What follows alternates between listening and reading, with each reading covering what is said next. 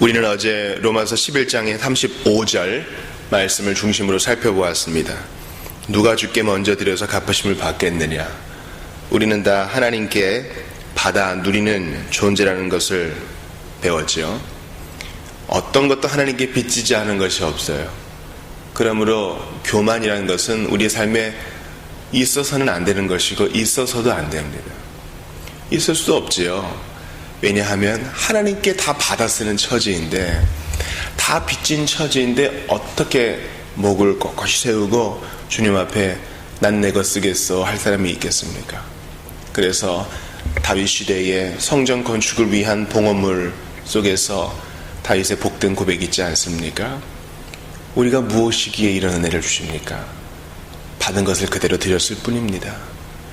우리는 하나님께 마음을 드리고 우리의 모든 것을 내어드릴 때 이러한 자세, 즉 내가 지금 이렇게 부할 수 있는 것도, 드릴 만한 여유가 있는 것도 다 하나님이 허락하신 겁니다. 그러한 자세가 있어야 되겠어요. 이제 우리는 긴 로마서 9장부터 11장까지의 마지막, 즉 36절을 고찰하게 되었습니다. 하나님을 찬양하고 있어요. 앞에 계속된 질문이 있었죠. 누가 주의 마음 알았느냐? 몰랐다. 누가 그의 모사가 되었느냐? 누구도 될 자격이 없다. 누가 주께 먼저 드렸느냐? 그런 피조물은 없다. 왜냐하면 만물이 주에게서 나오고 주로 말미암고 주에게로 돌아가기 때문이다. 모든 일의 근원은 하나님이시요 그 목적도 주님이 정해놓으셨다. 그 목적은 선한 그림이요 택한 자들의 구원이요 하나님의 영광이다. 그러면서 그에게 영광이 세세에 있기를 원한다는 노래로 마치게 됩니다. 우리가 미리 앞서서 로마서의 마지막 절을 볼까요? 16장 27절을 제가 읽어드릴게요. 지혜로우신 하나님께 예수 그리스도로 말미암아 영광이 세세 무궁하도록 있을지어다. 아멘. 바울은 이러한 송축으로 로마서 전체를 마치고요, 이제 9장부터 11장 이 한 단락을 마칠 때도 여전히 하나님께 영광의 찬양을 올리며 마칩니다. 여러분께 간곡히 부탁을 드립니다. 우리가 하나님을 알아가는 목적은요, 그에게 영광 돌리기 위함이에요. 신학교육의 목적도 하나님께 영광을 돌리기 위함입니다. 스타 강사가 있고 스타 교수가 있고 돈을 내고 수강하는 학원 학생들이 있는 것이 아니라 하나님의 공동체 안에서 하나님께 영광 돌리려는 목적으로 예배의 환경 안에서 신학을 배우고 가르치는 일이 있어야 돼요. 자세도 마찬가지입니다. 우리가 나의 일터에서 나사 하나 돌리는 일, 계산대에서 물건값을 치르는 일, 그리고 거래처를 향하여 부지런히 운전하여 가는 것, 사랑하는 아이들을 돌보기 위해서 이모저모로 애쓰는 것, 다 하나님의 영광을 위해서 해야 하는 겁니다. 보이지 않지만 모든 것을 보시는 하나님이 우리의 생활을 꿰뚫어 보고 계시다는 것을 기억하면서 그 하나님의 상주심을 기억하면서, 또한 부족한 나의 인생이지만 하나님의 영광 드러내는 통로가 되기를 원한다는 그 마음으로 하나하나 작은 일에 충성해야 한다는 것입니다. 모든 것을 하나님의 영광을 위해, 이것이 바로 불신자와 신자의 커다란 차이입니다. 예수님 믿지 않는 사람은요, 모든 것을 나의 행복을 위해가 그들의 깃발의 캐치프레이즈입니다. 그러나 모든 것을 하나님의 영광을 위해는 바로 믿는 자, 우리 성도들의 깃발의 구호인 것입니다. 예수님 믿지 않는 자들은 학교 교육에서부터, 그리고 어떤 모든 매스컴을 통해서라든지 너의 인생의 주인은 너야, 이런 것을 배웁니다. 네가 하고 싶은 것을 해. 아무도 너를 막을 수는 없어. 네 마음의 소리를 들어봐. 그게 진짜 네가 원하는 거야. 그래서 소비를 부추기고요, 일탈을 부추기고요, 한자리에 끈덕지게 인내하며 붙어있는 것을 막습니다. 그러나 하나님의 백성은 어떤 음성을 들어야 됩니까? 지금 힘들더라도 네가 있는 그 자리 하나님이 세우신 자리야. 당장 그 자리를 떠나고 싶지? 하나님의 영광을 생각하며 조금 더 뜻을 구해보자, 인내해보자. 너의 인생의 주인은 하나님이셔. 그분이 너보다 너를 더 잘 아신단다. 조금만 더 인내하고 기도하면서 우리 좀 기다려보자 라는 것입니다. 부모가 아이들이 잠깐 말을 안 듣는다고 집을 떠나버리면 어떻게 가정이 유지되겠습니까? 정말 말 듣지 않는 반 아이들이 있다고 선생님이 그 다음 날부터 아무 말 없이 나오지 않고 나는 여행이나 가겠다 하면 사회가 어떻게 유지되겠습니까? 힘든 결정을 앞두고 있는 고위 공직자들이 야, 이런 스트레스 속에서는 살 수가 없다. 갑자기 해외로 망명해버린다면 나라가 공중분해되고 말 것입니다. 우리는 성도의 패러다임, 즉 모든 것을 하나님의 영광을 위해 솔라 그라치아, 솔라 피데, 솔라 스크립투라, 그 다음에 이 모든 것이 가리키고 있는 하나님의 영광, 오직 하나님께 영광. 이것이 우리의 삶의 목적이 되어야 합니다. 다니엘 4장에 보니까요, 정반대되는 삶을 살고 있는 한 사람을 소개합니다. 바로 이 큰 바벨론의 왕이었던, 하나님이 잠시 잠깐 힘을 허용하셨던 느부갓네살이죠. 그가 교만했습니다. 그가 이렇게 말하죠.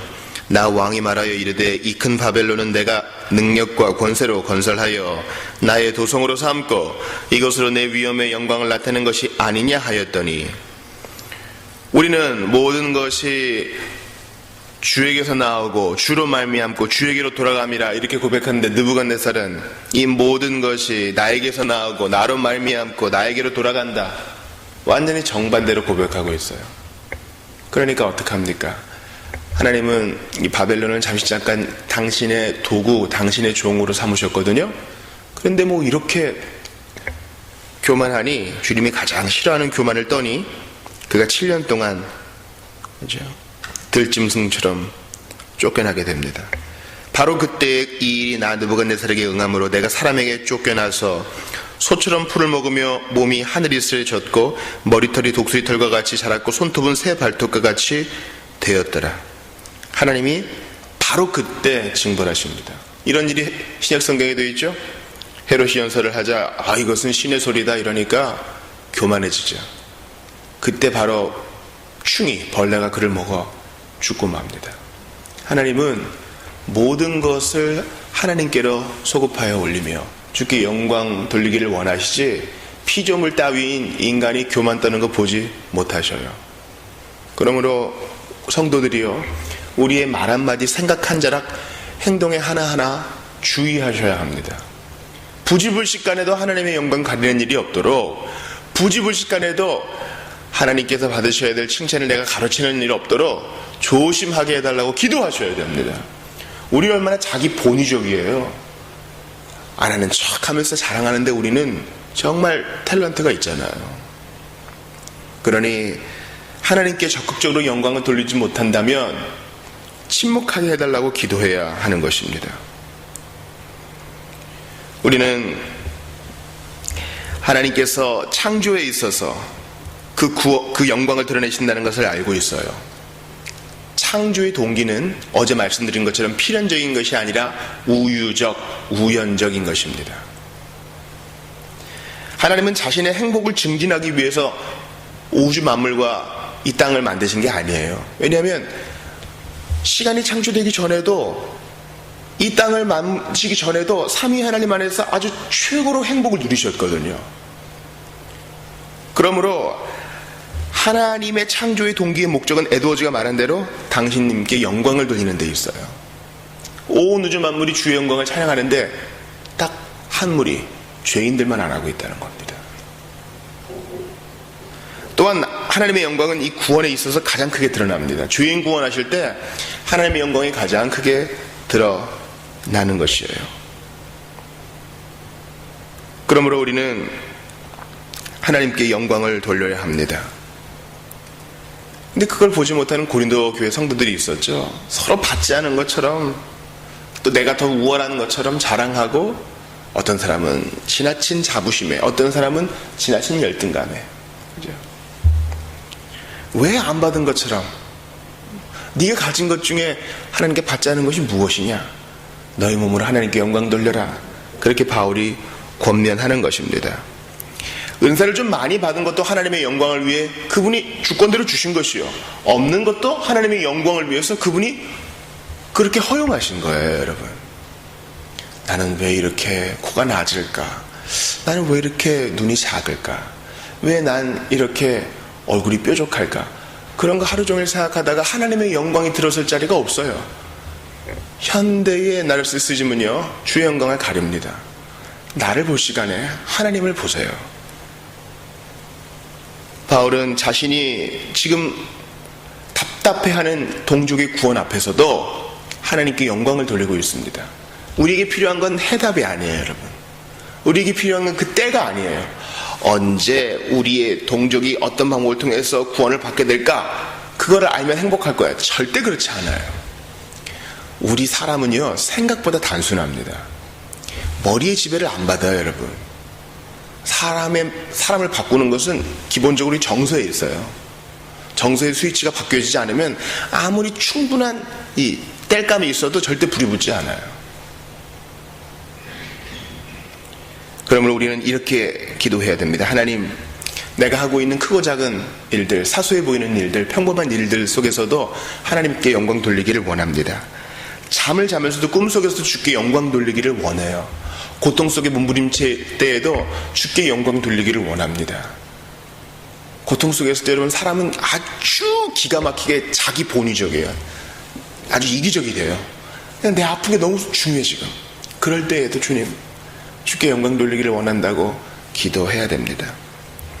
여러분, 스미스필드라고요, 메리 시대 때, 피에 메리 시대 때 유명한 화영장이 있었어요. 이제 동이 트기 전부터, 동이 트기 전에 보통 이제 화영식을 했거든요.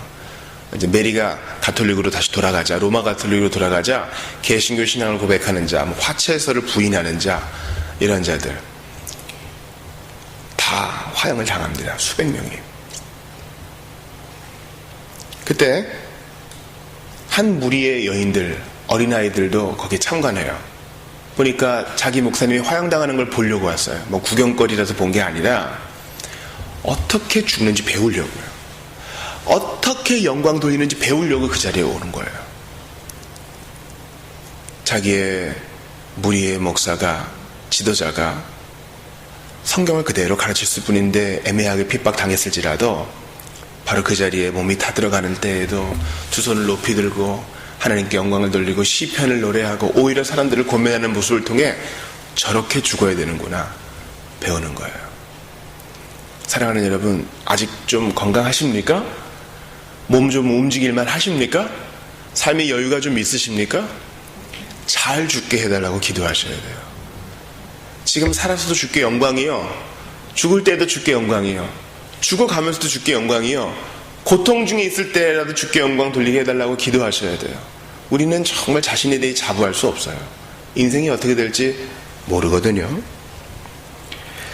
이러한 하나님 영광, 하나님께 영광을 이라는 교리는 우리로 하여금 더욱더 전도와 선교에 힘쓰게 하고 구제를 위해 애쓰게 하면서 우리의 경건 생활에 박차를 가하게 합니다. 왜냐하면 나 중심이 아니라 하나님 중심이기 때문에 비록 내가 부족하다 할지라도 주께 더욱더 영예가 돌려지기를 원하는 마음에서 애쓰고 힘쓰는 것입니다. 이것이 하나님의 목적이기 때문에 내가 지금 부족해도 하나님이 힘 주실 걸 믿어요. 전도와 선교에 있어서 많은 열매와 가시적인 결과가 있지 않다 할지라도 하나님이 이러한 목적을 위해 나름대로 애쓰는 나를 기뻐하실 걸 알기 때문에 포기하지 않아요. 부족한 나의 삶이지만 주님의 반사체로서 살기를 원하는 이 마음을 주님이 어여삐 보신다는 걸 내가 알아요. 그래서 다른 사람만큼 연봉이 높지 않아도, 다른 사람만큼 식스팩이 있고 얼굴이 갸름하고 항상 SNS에서 많은 사람의 호감을 이끄는 그런 사람이 아닐지라도 하나님이 나를 알아주기 때문에 괜찮아요. 오히려 골방에서 보내는 시간이 많아집니다. 사랑하는 여러분, 로마서 11장의 마지막 절을 기억하십시오. 이는 만물이 주에게서 나오고 주로 말미암고 주에게로 돌아감이라. 그에게 영광이 세세히 있을지어다. 날 구원하신 주 감사 찬양을 드렸습니다. 장미꽃 가시도 감사하고 길가의 장미도 감사합니다. 왜냐하면 주께서 이 모든 고통과 아픔을 사용하시어 당신님께 영광 돌리는 데 쓰실 것이기 때문입니다. 당신의 부족함도 혹 신자인 당신이 실수할지라도 다 거두어 모두어서 주께 영광 돌리는 도구로 삼으실 것입니다. 그러므로 주께 붙어 있으십시오. 하나님의 영광이라는 반짝이는 별을 바라보는 것을 절대 잊지 마세요. 나만 바라보다 나르시시즘의 주인공처럼 죽임당하지 마시고 그렇게 비참하게 삶을 마감하지 마시고 하나님의 영광이라는 빛나는 별을 바라보세요. 아기 예수의 탄생을 위해서 그 별만 바라보며 따라왔던 동방박사처럼 인생의 초점을 하나님의 영광에 두세요. 그때 가장 행복합니다. 예수께서 죽으시고 부활하셨습니다. 모진 고통을 감내하시고 하나님 아버지와의 단절을 극복하시고 그 모든 수모를 몸에 다 짊어지시고 처참해 죽으셨다가 영광스럽게 부활하셨습니다. 그 은혜를 맛보는 여러분들이요, 뭔가 고차원적이고 품위 있는 삶으로 주께 영광 돌려야 되지 않겠습니까? 생각을 바꾸세요. 나만 바라보고 땅만 바라보는 삶이 아니라 하나님의 영광을 바라보는 여러분들 다 되시기를 바랍니다. 기도합시다. 하나님 아버지, 저희는 작습니다. 부족하고요, 여러 가지 실수도 많습니다. 다 이해하지 못하는 것도 많습니다. 그러나 모든 것이 하나님의 영광을 위해 존재하고 하나님께 영광 돌리기 위하여 우리의 삶을 조정하신 것을 압니다. 아버지 하나님, 초점을 주께만 돌릴 수 있게 하여 주시옵소서. 느부갓네살과 헤롯이 아닌 하나님께 영광 돌리는 신자의 삶을 살게 하여 주시옵소서. 그럴 때 하나님의 영광을 바라볼 때 우리의 모든 교만을 떨칠 수 있고 하나님의 영광을 위해 살 때 우리의 부족함도 이겨낼 수 있으며 하나님의 영광을 마음에 가득 채울 때에 현재의 고난도 이겨낼 수 있을 줄 압니다. 주여, 오늘도 우리의 삶을 통해 영광을 받아주시고 오늘도 우리 교회를 통해 영광을 받아주시며 오늘도 주의 영광만 바라보면서 우리의 말과 행동을 잘 처신할 수 있도록 도와주시옵소서. 금요일입니다. 마음 들뜨지 않도록 신자의 고요한 길을 잘 걸어갈 수 있도록 도와주시고 더욱 기도와 말씀에 매진하는 우리 모든 주의 백성들 다 되게 하여 주시옵소서. 예수님 이름으로 기도합니다. 아멘. 개인 기도하시고